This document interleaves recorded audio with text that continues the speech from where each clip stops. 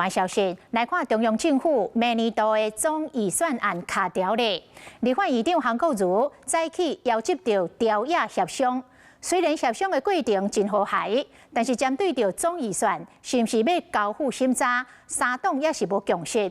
韩院长最后是裁示，交主计长会诊着三党的意见了后，提出着新方案，21号才过来协商。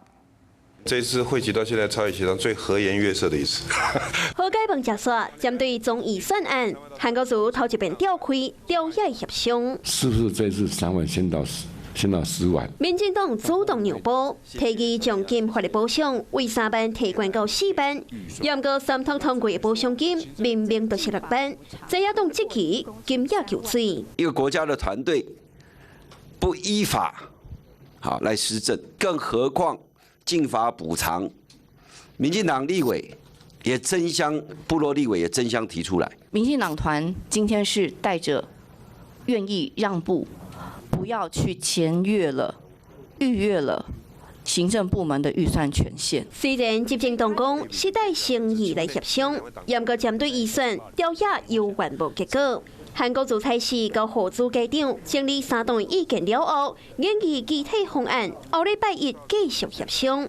那后续科技委员人事动议权的讨论，真紧都共识。我看事件出来的文字是怎么样，那我们再来讨论。